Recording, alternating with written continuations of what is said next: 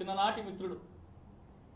ఆప్యాయంగా నోరారా మావా మావా అంటాడు కనబడితే, ఎదురు పెడితే.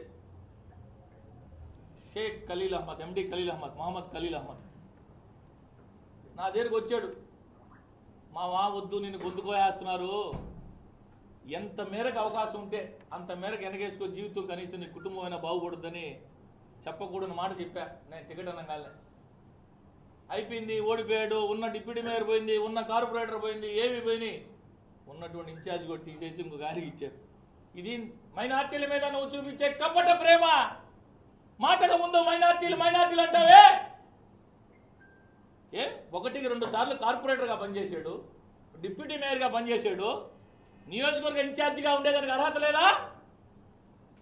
నీ స్వార్థం కోసం, బలి పశువును చేసేదానికోసం నర్సరావుపేట పార్లమెంట్లో దాదాపు 2 లక్షల మైనార్టీ ఓట్లున్నాయి.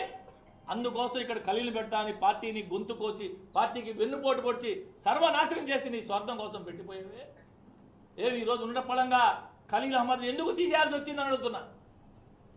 ప్రసన్న కుమార్ రెడ్డి గారు తీలేదే, కాకాణి గోవర్ధన్ రెడ్డి గారు తీలేదే, రామిరెడ్డి ప్రతాప్ రెడ్డి గారు తీలేదే, మేకపాటి విక్రమ్ రెడ్డి గారిని తీలేదే, మేకపాటి రాజగోపాల్ రెడ్డి గారిని తీలేదే. ఓన్లీ నా చిరకాల మిత్రుడు, మామా అని ఆప్యాయంగా పిలిచే మహమ్మద్ ఖలీల్ అహ్మద్ మాత్రం తొలగించే పర్వతరెడ్డి చంద్రశేఖర్ రెడ్డి గారికి బాధ్యతలు అప్పచెప్పారంటే, మైనార్టీ సోదరులారా ఆలోచన సాగించండి. ఎవరు నిజంగా పనిచేస్తారో, ఎవరు కపట ప్రేమ వహిస్తారో ఆలోచన సాగించమని అడుగుతున్నా. చిట్ట చివరగా